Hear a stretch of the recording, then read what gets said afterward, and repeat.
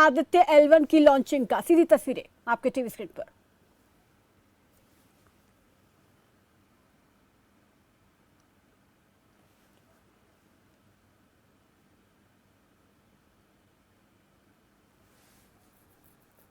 तो इसरो से L1 की लॉन्चिंग बस कुछ ही सेकंड्स में होने वाली है। 11:50 का समय निर्धारित है और काउंटडाउन शुरू हो चुका है।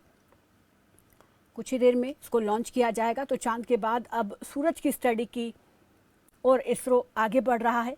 चंद्रमा पर फतेह हासिल करने के बाद अब इसरो सूर्य की स्टडी को आगे बढ़ाएगा। इसके लिए आज आदित्य L1 की लॉन्चिंग कुछ ही सेकंड्स में अब होने वाली है। सभी की निगाहें इस लॉन्चिंग पर है। चांद पर चमत्कार के बाद अब सूर्य नमस्कार की भारत की बारी है और भारत का ये सूरज मिशन जिसकी सीधी तस्वीरें ये लॉन्चिंग आप दे सकते हैं Aditya L1 +5 seconds lift off normal P1 tracking PT tracking Shrihari Magnificent lift off of PSLV centre से ये C57 आदित्य L1 की लॉन्चिंग कर दी गई है। PSLV C57 का 4 महीने बाद अब सूर्य को भी हम पढ़ पाएंगे, इसके अध्ययन को आगे बढ़ा पाएंगे। इसके साथ ही एक और कदम है अंतर्ग्रहीय सफर में भारत की उपस्थिति सिद्ध करने का। आप देख रहे हैं PSLV C57 प्रथम चरण पूरी तरह सामान्य। The rocket flying forth, following nominal trajectory and developing nominal thrust. The bright fumes against a clear midday sky. A rocket launch is more than just a sight to behold. The roaring sound and the vibrations that we can feel here, adding to this, the thrill are just amazing. Ground-lit and air-lit strap-ons operating together with the first stage S139. ground-lit strap-on separated जैसा कि निर्धारित है ground lead strap-on को separate कर दिया गया है और प्रथम चरण का निष्पादन सामान्य है। इस घटनाक्रम में अगला एयर लेड स्ट्रैप-ऑन को यान से पृथक कर दिया जाएगा। air lead strap-on separated जी हाँ, इसकी भी पुष्टि हो गई है। स्ट्रैप-ऑन को सफलतापूर्वक पृथक कर दिया गया है। We are 100 seconds past the launch time. The ground-lit and air-lit strap-ons have been separated. S139 motor still thrusting. S139 110 second के प्रज्वलन काल के पश्चात उसे भी पृथक कर दिया गया है। +2 minutes द्वितीय चरण जो कि तरल नोदक पर आधारित चरण है, इसका प्रज्वलन शुरू हो चुका है और वर्तमान में प्रणोद उत्पन्न कर रहा है। performance normal The launch vehicle is at an altitude of 73 kilometers. First stage has been separated, second stage has begun its operation, and the closed loop guidance has been initiated. According to the announcement by Range Operations Director, PS2 is developing nominal thrust. PS2 41 ton के तरल नोदक पर आधारित चरण है।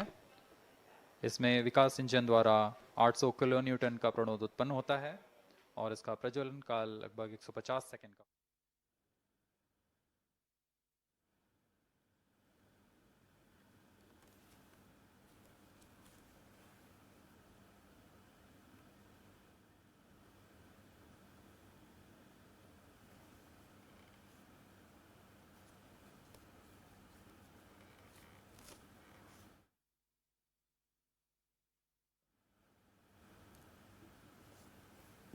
तो चंद्रयान 3 की चांद के दक्षिण ध्रुव पर कामयाबी लैंडिंग के बाद जो है इसरो ने आज सूर्य की स्टडी के लिए पहला मिशन भेज रहा है और इसकी लॉन्चिंग सफलतापूर्वक हो चुकी है।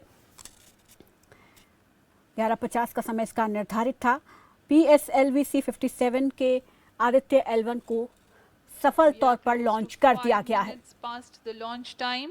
Presently, the third stage of PSLV is operational, developing nominal thrust. +5 minutes तृतीय चरण में 7.6 टन के ठोस नोदक का प्रयोग होता है और इसका प्रज्वलन काल 117.7 सेकंड का होगा। इस दौरान यह 240 किलो न्यूटन का प्रणोद उत्पन्न करेगा।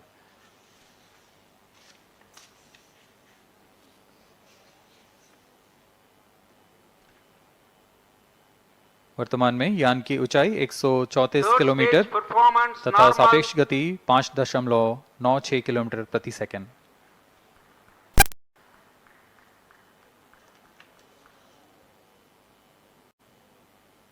जैसा कि हम जानते हैं PSLV सबसे विश्वसनीय रॉकेट रहा है इसरो का, वैसा ही प्रदर्शन करता हुआ एक और मिशन PSLV C57 का।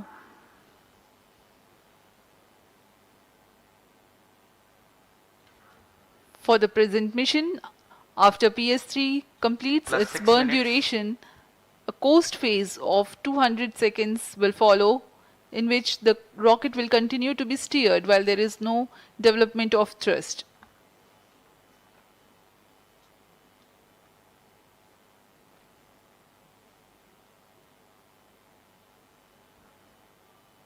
जी हाँ, अभी कुछ ही क्षणों में Third PS3 stage का action completed. प्रज्वलन काल समाप्त हो चुका है और कोस्टिंग फेज इसके बाद जारी रहेगा।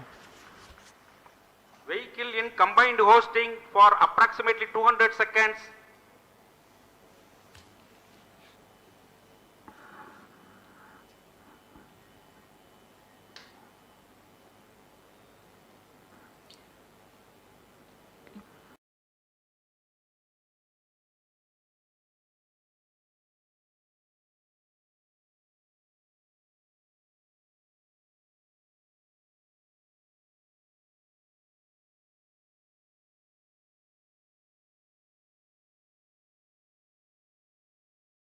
To achieve the argument of perigee of 346.6 degrees, which is very crucial for this mission. The commencement and duration of PS4 burns enable achieving this orbital parameter. Argument of perigee is the angle that is made by the perigee point from the ascending node at equatorial plane. AOP exceeding 300 degrees is helpful in mission planning to achieve halo orbit around L1 with minimal propellant expenditure.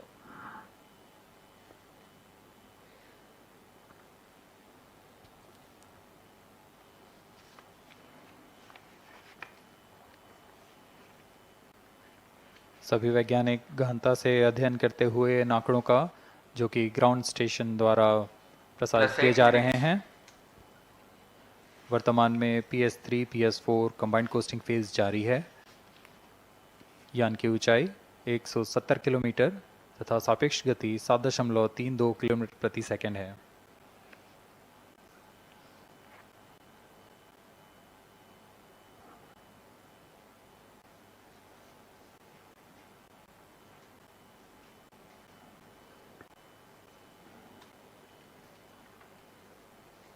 Vehicle performance normal.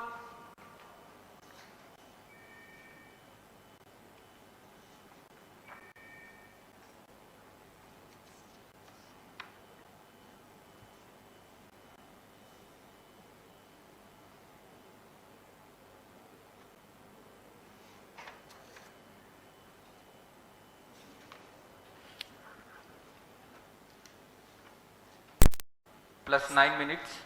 Speaking a few words about the Aditya L1, describing the sun, Indian Vedas have said, Yesha Bhagavan Manirakasha Mandalasya Chakravarti Khechara Chakrasya Deepako Brahmanda Bhandasya Asayaiva Charkarti Bharvati Jarhati Jagat. This mighty jewel, the light of eastern sky, who generates, operates and destroys the universe, while the energy of sun, after having filtered by the atmosphere, is available for the sustenance of earth, the explosive phenomena in sun and the solar flares are a cause for concern to the spacecraft and human space missions. The vantage point for such observations is a place in between the sun and earth. Third stage separated. Now we have a successful separation event of the third Vehicle stage in of separated PSLV. hosting. It is approximately 900 seconds. Plus 10 minutes.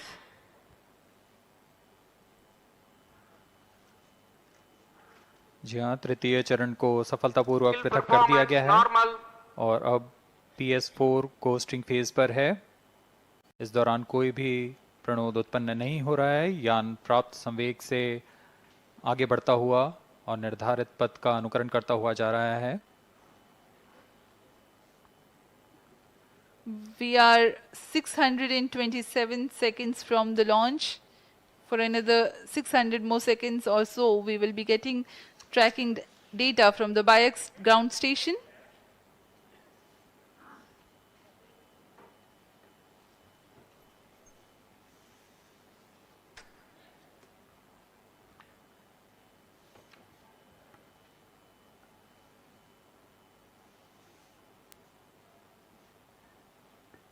यह costing phase लगभग 900 second का होगा। इस दौरान हम आपको कुछ जानकारी देते हैं। लैग्रेंज पॉइंट से जुड़ी कुछ रोचक तथ्य भी हैं, जैसे कि इस पॉइंट का नाम एक इटालियन फ्रेंच गणितज्ञ जोसेफ लुइग लैग्रेंज के सम्मान में रखा गया था। उन्होंने 1972 में इसे अपनी तकनीकी प्रपत्र जनरल 3 बॉडी प्रॉब्लम में वर्णित किया है, लेकिन इससे पहले भी 3 पॉइंट L1, L2 और L3 को खोजने का श्रेय स्विस गणितज्ञ लियोनार्ड आयलर को जाता है। L1 पॉइंट पर नासा ने पहले ही सोलर एंड हेलियोस्फेरिक ऑब्जर्वेटरी सोहो को पहुंचा चुका है और विश्व प्रसिद्ध जेम्स वेब टेलीस्कोप को L2 लैग्रेंज पॉइंट पर स्थापित किया गया है। L1 की पृथ्वी से सूर्य की दिशा में दूरी लगभग 15 लाख किलोमीटर है और इसे हम एस्ट्रोनॉमिकल यूनिट में 0.01 एस्ट्रोनॉमिकल यूनिट कह सकते हैं। यह पृथ्वी से सूरज की दूरी का केवल 1% है।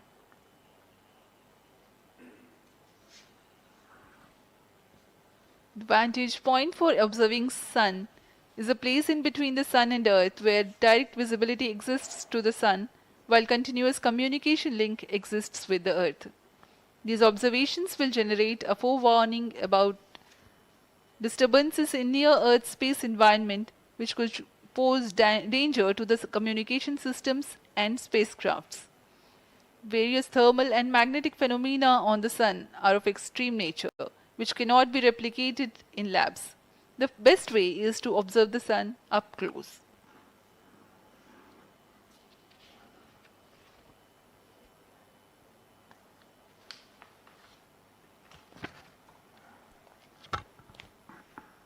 The distance between the Earth and Sun is approximately 150 million kilometers.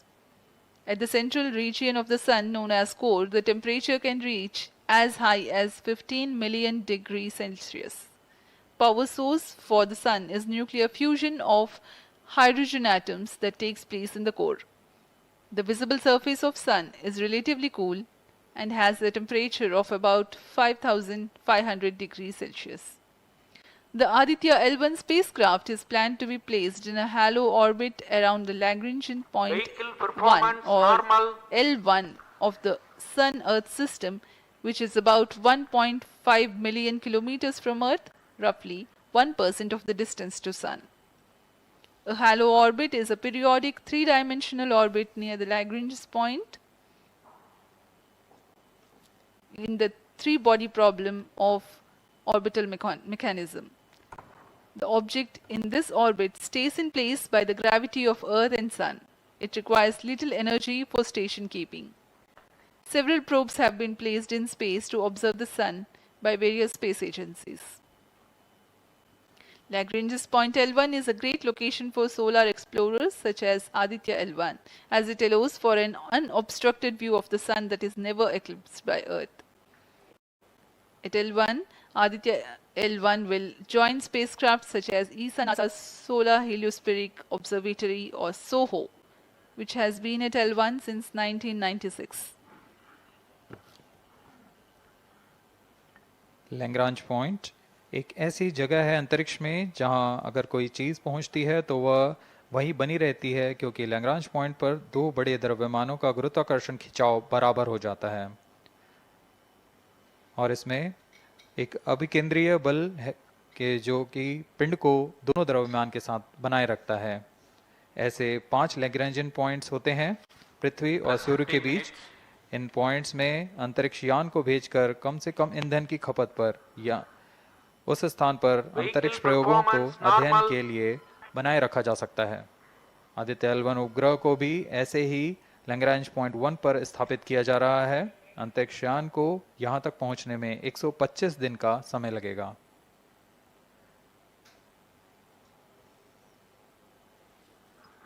इस लैग्रेंजियन पॉइंट्स के कुछ फायदे होते हैं, जैसे हम यहाँ आदित्य L1 के बारे में बात कर रहे हैं, तो यह अंतरिक्ष यान लैग्रेंजियन पॉइंट 1 के पास जाएगा और यहाँ ऐसा पॉइंट है जहाँ से सूर्य को बिना किसी ग्रहण या रुकावट के निरंतर देखा जा सकेगा और अध्ययन किया जा सकेगा।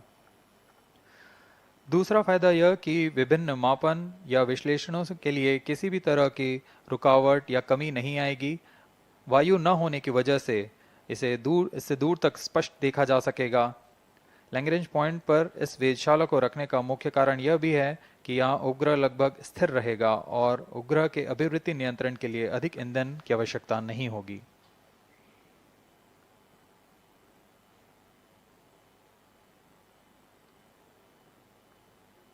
वर्तमान में PS4 चरण का कोस्टिंग फेज जारी है।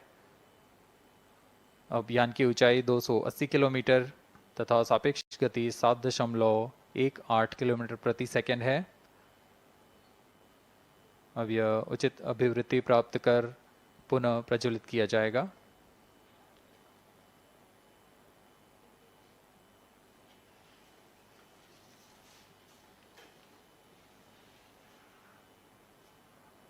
Vehicle performance normal. The Aditya L1 spacecraft carries 7 payloads to. तो बता दें कि इसरो ने यहाँ पर सौर मिशन आदित्य L1 का सफल लॉन्च कर दिया है और यहाँ पर अब सूर्य की स्टडी जो है इसके ज़रिए की जाएगी। हालांकि यहाँ पर अभी 125 दिन का समय लगेगा इस L1 आदित्य को पहुँचने में और ऐसी पॉइंट पर इसे पहुँचना है जहाँ पर L1 जिसे कहा जा रहा है लैग्रेंजियन, जहाँ पर आसानी होगी इसके लिए कि आसानी से जो सूर्य की स्टडी है उसको कर पाए। बहुत सारी चीज़ें यहाँ पर देखने को मिलेंगी कि आखिर किस तरीके से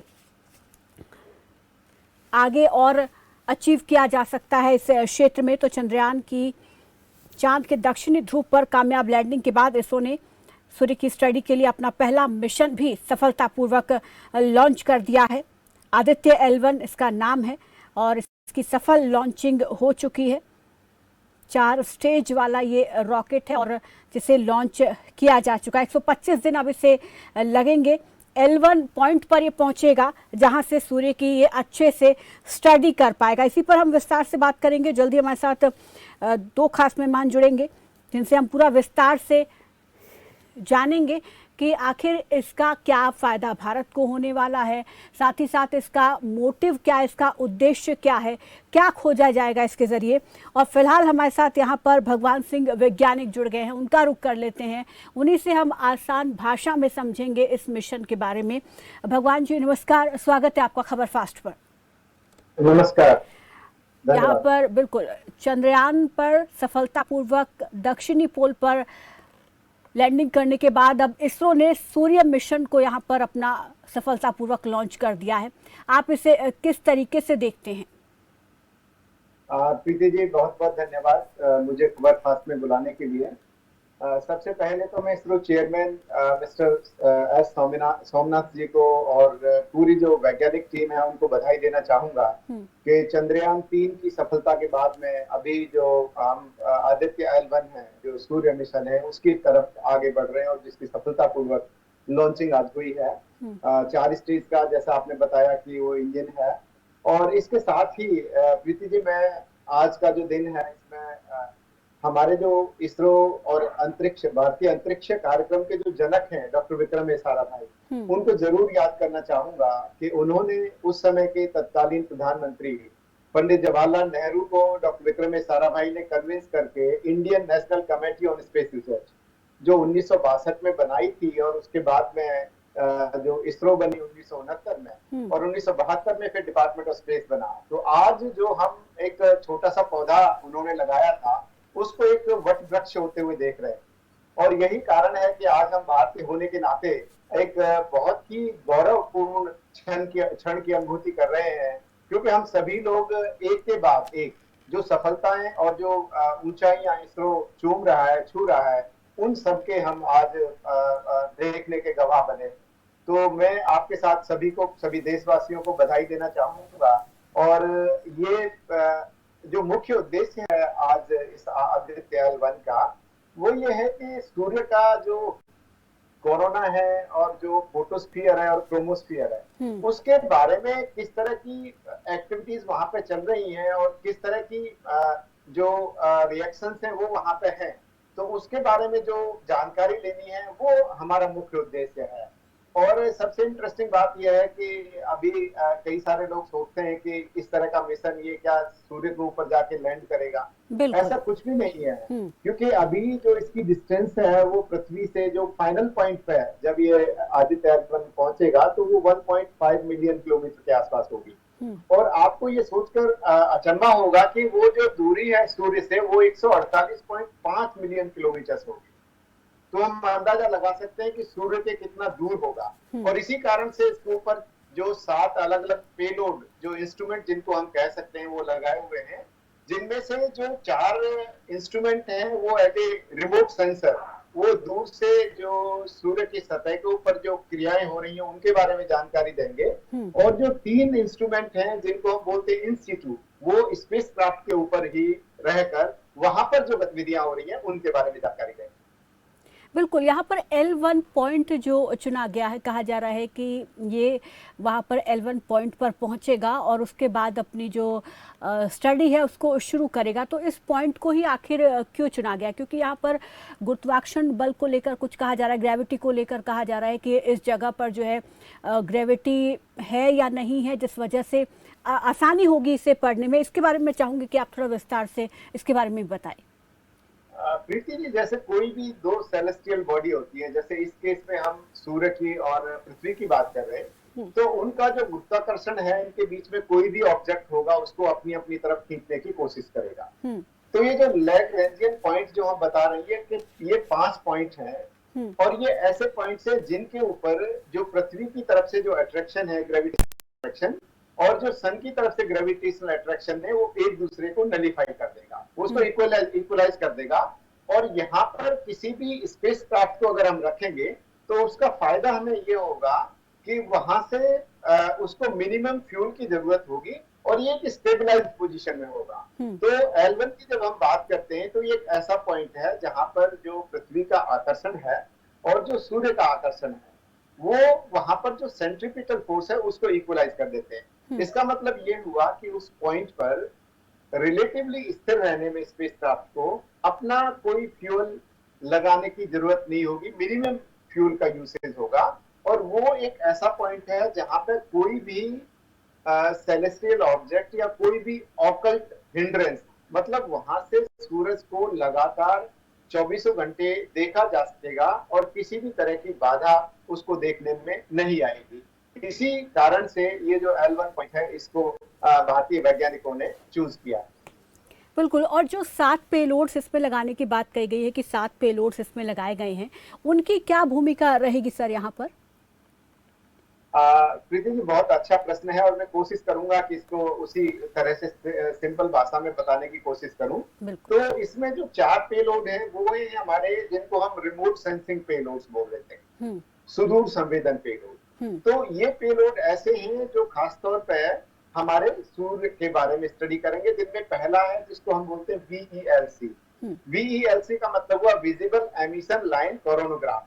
जैसा कि नाम इंडिकेट कर रहा है, जो हमारा सूर्य की जो सबसे बाहर वाली सतह है जिसको हम कोरोना बोलते हैं, कोरोना की जो इमेजिंग है और इसकी जो स्पेक्ट्रोस्कोपी है, इसके बारे में हमें वो जानकारी देगा, जो करीब करीब 5500 डिग्री सेंटीग्रेड आप कह सकते हो उस टेम्परेचर को।